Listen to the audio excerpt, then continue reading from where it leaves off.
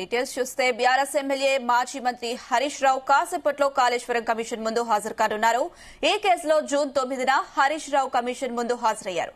కాగా మరింత సమాచారం అందించేందుకు ఆయన కొంత గడువు కోరారు. ఈ విజ్ఞప్తి మేరకు ఉదయం 11 గంటలకు కలవడానికి కమిషన్ సమయం ఇచ్చింది. ఈ క్రమంలోనే హరీష్ రావు కమిషన్ ముందు హాజరై తన దగ్గర ఉన్న అదనపు సమాచారం కమిషన్ కు అందించనున్నారు. ఇదే అంశం సంబంధించి మరిన్ని అప్డేట్స్ మా చీఫ్ న్యూస్ కోఆర్డినేటర్ రాధాకృష్ణ అందిస్తారు. రాధాకృష్ణ. Good morning Anusha. మరి కాసేపట్లో అంటే 11 గంటలకు కాళేశ్వరం కమిషన్ ముందు మరొకసారి మాజీ మంత్రి అదేవిధంగా ప్రస్తుతం ఉన్నటువంటి ఎమ్మెల్యే హరీష్ రావు హాజరు కాబోతున్నారు. సో ఏంటంటే తన వద్ద ఇంకా అదనపు సమాచారం ఉంది. సో కలవడానికి గడువు ఇవ్వండి అని చెప్పేసి గతంలోనే హరీష్ రావు కమిషన్ విన్నవించారు. సో ఈ నేపథ్యంలో ఈ రోజు 11 గంటలకు కలవడానికి కమిషన్ అంగీకరించింది. సో సమయం ఇచ్చింది. దీంతో మరికొద్ది గంటలోనే అంటే 11 గంటలకు మరి కాసేపట్లోనే హరీష్ రావు కాళేశ్వరం కమిషన్ ముందు తన వద్ద ఉన్న ఆధారాలు ఇచ్చేందుకు వెళ్తున్నారు. సో చాలా ఆసక్తికరంగా మారింది. ఎందుకంటే గత జూన్ 9వ తేదీనే కాళేశ్వరం కమిషన్ ముందు విచారణకు భాగంగా హరీష్ రావు హాజరయ్యారు, మాజీ మంత్రి. సో గతంలో కాళేశ్వరం ప్రాజెక్టు నిర్మాణ సమయంలో అతను సాగునీటి శాఖ మంత్రిగా ఉన్నారు.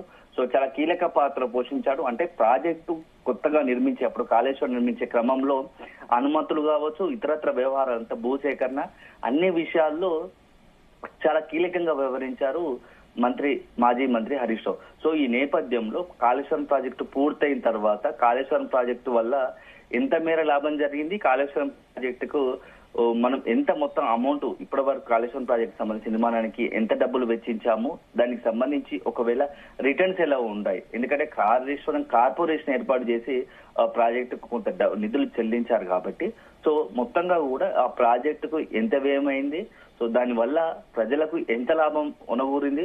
సో మొత్తంగా ప్రస్తుతానికి ఆ మేడిగడ్డ కావచ్చు, అన్నారం, సుందిల ఇలా మొత్తంగా కొండపోచమ్మ సాగర్, అనంత సాగర్, మల్లన్న సాగర్ ఇట్లా కాళేశ్వరం ప్రాజెక్టు కింద మొత్తం ఉన్న ప్రాజెక్టులు ఎంత, వాటికి నిర్మాణానికి సంబంధించింది. సో వాటి వల్ల భవిష్యత్తులో కనుక పూర్తి స్థాయిలో మల్లన్న సాగర్ కాళేశ్వరం ప్రాజెక్టు కనుక పూర్తయితే కాళేశ్వరం ప్రాజెక్ట్ అంటే ఒక మేడిగడ్డే కాదు, అనేకమైనటువంటి సంపులు, రిజర్వాయర్లు ఇవాళ ఉన్నాయి. సో నీటిని మొత్తంగా కూడా అవకాశాన్ని బట్టి వరద ప్రవాహాన్ని ఎప్పటికప్పుడు నీటి సముద్రం పాలు కాకుండా వీలైనంత ఎక్కువగా మనకు వాటర్ ను వాడుకునే విధంగా ఈ ప్రాజెక్టు రూపొందించమని చెప్తా ఉన్నారు. సో ఎప్పుడైతే అంటే తెలంగాణలో కనుక దుర్భిక్ష పరిస్థితులు అంటే వర్షాలు లేక ఇబ్బందికర పరిస్థితులు వచ్చినప్పుడు ఈ నీరుతో మొత్తం కూడా ఉత్తర తెలంగాణతో పాటు హైదరాబాద్ కూడా తాగునీటిని అందించే అవకాశం ఉంటది. సో దీర్ఘకాల దృష్ట్యా భవిష్యత్ అవసరాల దృష్ట్యా ఈ కాళేశ్వరం ప్రాజెక్టును చేపట్టామని చెప్పేసి ఇప్పటికే బీఆర్ఎస్ చెప్తూ వస్తుంది. సో ఇదొక భాగం అయితే దీంతో పాటుగా గతంలో ఇప్పటి వరకు కాళేశ్వరం ప్రాజెక్టు ప్రారంభించిన తర్వాత మొత్తంగా ఎన్ని ఎకరాలకు పండించగలిగాము, అంటే ఎన్ని ఎకరాలకు నీరు అందించగలిగాము, ఎంత లాభం జరిగింది, అంటే మొత్తంగా ప్రాజెక్టుకు ముందు ప్రాజెక్టు తర్వాత ప్రాజెక్టు కట్టక ముందు ఉత్తర తెలంగాణ కావచ్చు ఏదైతే పరివాహక మొత్తం అయితే వాటర్ వచ్చే సోర్స్ ఉన్న భాగంలో ఎన్ని మొత్తం ఎకరాలు పండేది, ఎంత ఎకరాలు ఎన్ని ఎకరాల విస్తీర్ణంలో పంట పండేది. సో కాళేశ్వరం ప్రాజెక్టు వచ్చినాక అదనంగా ఎంత విస్తీర్ణం వ్యవసాయంలో సాగు చేశారనే దానిపైన పూర్తి డాటా వినియోగించారు. అదే సందర్భంలో కేవలం వ్యవసాయ ఆధారితమే కాకుండా తాగునీటికి సంబంధించి కాకుండా ఇటు పరిశ్రమలు కావచ్చు, అదే విధంగా తాగునీటికి ఎంత వినియోగించాము. ఇప్పటికీ కూడా చాలా చెరువులో దాదాపుగా అంటే కరీంనగర్ తో పాటుగా చుట్టుపక్కల వరంగల్, ఇటు సూర్యాపేట అంటే వరంగల్, నిజామాబాద్, మహబూబాద్, ఉత్తర తెలంగాణ సంబంధించి దాదాపు చాలా జిల్లాల్లో ఇప్పటికీ చెరువులు కూడా ఇంక్లూడింగ్ ఉమ్మడి మెదక్ జిల్లాలో కూడా నీటితో పూర్తి స్థాయిలో చెరువులు నిండి ఉన్నాయి. సో దానికి కారణం ఒక రకంగా ఈ యొక్క కాళేశ్వరమే. మొత్తం కూడా భూమిలో అంటే మొత్తం కూడా వాటర్ సామర్థ్యం పెరిగింది.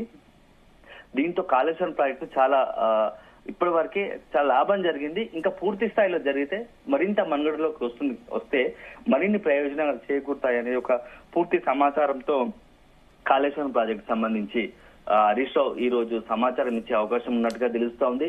సో ఇప్పటికే దీనిపైన పెద్ద ఎత్తున ఒకవైపు అధికార ప్రతిపక్షాల మధ్య కాళేశ్వరం ప్రాజెక్టు చుట్టే రాజకీయాలు నడుస్తున్నాయని చెప్పవచ్చు.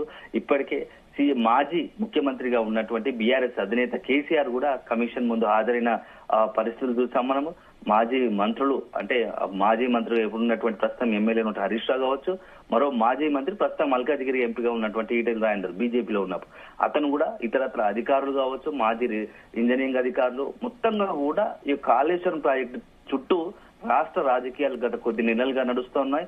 సో మొత్తంగా ఎప్పుడైతే కాంగ్రెస్ అధికారంలోకి వచ్చిన తర్వాత కాళేశ్వరం ప్రాజెక్టుకు సంబంధించి డిజైన్స్ మొత్తం ప్రాజెక్టు డిజైన్ మార్పు కావచ్చు, ఎక్కడైతే ప్లేస్మెంట్ ఎందుకు మార్చాల్సి వచ్చింది, మేడిగడ్డ దగ్గర ప్రాణహిత దగ్గర నుంచి మేడిగడ్డకు ఎందుకు మార్చాల్సి వచ్చింది, ఇవన్నీ కూడా ప్రతిది ఒకటి క్షుణ్ణంగా కూడా కమిషన్ విచారణ పిలుస్తోంది. కొంతమంది సాక్షులంగాను, కొంతమందిని ఆ ప్రాజెక్ట్ లో కీలక పాత్ర పోషించిన వాళ్ళందరినీ కూడా, ఎవరైతే ముఖ్య భూమిక పోషించిన వాళ్ళందరినీ కూడా ఒక్కొక్కరిని పిలిచి ఇప్పటికే విచారించింది.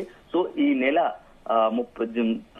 నెల చివరి వరకు ఒక తుది నివేదిక ఇచ్చేందుకు సిద్ధమవుతుంది. ఈ తరుణంలో ఒక్కసారిగా హరీష్ రావు మరొకసారి తమ వద్ద ఉన్న ఆధారాలు ఇంకా ఎక్స్ట్రా ఉన్నటువంటి ఆధారాలు ఇచ్చేందుకు సిద్ధమవుతున్నట్టుగా తెలుస్తోంది. సో ఇప్పుడు హరీష్ రావు ఇచ్చే వాటిలో ఏం ఉంటుంది అనేది ఒకవైపు ఆసక్తి నెలకొంది. ఎందుకంటే ఉన్నట్టుండి సడన్ గా ఇప్పటికే విచారించిన సందర్భంగా మరొకసారి హరీష్ రావు కాళేశ్వరం కమిషన్ ముందు తమ దగ్గర ఉన్న ఆధారాలు ఇచ్చేందుకు సిద్ధపడుతున్న నేపథ్యంలో హరీష్ రావు ఇచ్చే వాటిలో ఏముంటుంది, సో కమిషన్ ఏం కోరుకుంది, కమిషన్ అప్పట్లో ఏదైనా అడిగితే కొంత సమాచారం ఓరల్ గా ఇచ్చినప్పటికీ డేటాబేస్ అధికారికంగా అఫీషియల్ గా ఏదైనా డాక్యుమెంట్స్ రూపంలో ఇవ్వాలనుకున్నాడు. కాబట్టి ఈ రోజు సమయం కోరారా, మరి ఇవ్వేందుకు సిద్ధపడుతున్నాడు అని తెలుస్తా ఉంది. సో నిన్న మొన్న 2-3 రోజుల నుంచి కూడా మరొకసారి రాష్ట్రంలో ఈ కాళేశ్వరం చుట్టే రాష్ట్ర రాజకీయాలు మొత్తంగా తిరుగుతున్నాయని చెప్పవచ్చు. ఎందుకంటే నిన్న కూడా ప్రజాభవన్ లో కృష్ణా గోదావరి బేసిన్ సంబంధించి గోదావరి కృష్ణా బేసిన్ ఉన్న ప్రాజెక్టు ఇతరత్ర వ్యవహారం, అందులో భాగంగా కాళేశ్వరం సంబంధించి కూడా చర్చ జరిగింది. పెద్ద ఎత్తున పవర్ పాయింట్ ప్రెజెంటేషన్ గవర్నమెంట్ ఆధ్వర్యంలో నిర్వహించారు. సో ఇవన్నీ చూస్తా ఉంటే రాబోయే కొద్ది రోజుల్లోనే ఈ కాళేశ్వరం సంబంధించి ఏదైతుందో commission, judicial commission justice PC Ghosh నివేదిక ఇచ్చేందుకు సిద్ధమవుతున్న తుది నివేదిక ఇచ్చేందుకు సిద్ధమవుతున్న నేపథ్యంలో ఇవన్నీ కూడా మరొకసారి చర్చనీయాంశం అవుతున్నాయి. ఈ అడుగులు చూస్తా ఉంటే ఏదో ఒక పెద్ద అంటే మొత్తంగా కూడా రాష్ట్ర రాజకీయాల్లో కాళేశ్వరం సంబంధించి ఒక పెద్ద సంచలనం జరగబోతుందా అనే ఒక చర్చకు దారి తీస్తా ఉంది. సో ఇప్పటికే ఒకవైపు కమిషన్ తుది నివేదిక సిద్ధం చేస్తా ఉంది, మరోవైపు బీఆర్ఎస్ కాళేశ్వరం ప్రాజెక్టు సంబంధించి పాజిటివ్ అంశాలని ఏమేమి జరిగింది, లాభాలు జరిగినాయి, ఏంత జరిగిందని ప్రతి ఒక్క నివేదిక సిద్ధం చేస్తూ ప్రస్తుతానికి ఇప్పటికే మాజీ మంత్రి Harish Rao power point presentation ఇచ్చారు. ఇటువైపు ప్రతిపక్షాలు ఇస్తా ఉంటే, మరోవైపు ఇటు అధికార పక్షం కూడా నిత్యం ఏదో ఒక సందర్భం వారం 10 రోజులకు ఒకసారి కాళేశ్వరం చుట్టే నడుపుతూ ఇటు నిన్న జరిగిన పవర్ పాయింట్ ప్రజెంటేషన్ గతంలో జరిగాయి. సో మొత్తంగా ప్రాజెక్టులకు సంబంధించి భవిష్యత్తులో తెలంగాణ రాజకీయాలు ఆసక్తికరంగా ఉండబోతున్నాయి అనేదికి ఖచ్చితంగా మనం అనుకోవాల్సి ఉంటుంది. ఎందుకంటే గతంలో కాళేశ్వరం ప్రాజెక్టు ఒక రకంగా బీఆర్ఎస్ అధికారం కోల్పోవడానికి కారణమేనని చెప్పవచ్చు. ఎన్నికల కొద్ది రోజుల ముందే ఆ మేడిగడ్డ దగ్గర డ్యామేజ్ జరగడం చూస్తూ ఉంటే కాళేశ్వరం ప్రాజెక్టు ఉత్తర తెలంగాణలో పాజిటివ్ అవుతుంది అనుకున్నటువంటి బీఆర్ఎస్ కు అదే కాళేశ్వరము ఎన్నికల ముందు ఆ డ్యామేజ్ జరగడంతో పెద్ద నష్టం జరిగింది. కాంగ్రెస్ దాన్ని అనుకూలంగా మార్చుకొని పెద్ద ఎత్తున ప్రచారాంశంగా మార్చుకుంది. 1,00,000 కోట్లు పెట్టిన ప్రాజెక్టు కుప్పగూలిందని చెప్పేసి ప్రచారం చేయడంతో నిజంగా కూడా కొంత రాజకీయంగా పెద్ద ఎత్తున డ్యామేజ్ జరిగింది. సో ఈ నేపథ్యంలో ఇప్పుడు మరొకసారి ఈ ప్రాజెక్టులు, సాగునీటి ప్రాజెక్టులే రాష్ట్ర రాజకీయాలను శాసించబోతున్నాయి, టర్న్ చేయబోతున్నట్టు తెలుస్తోంది.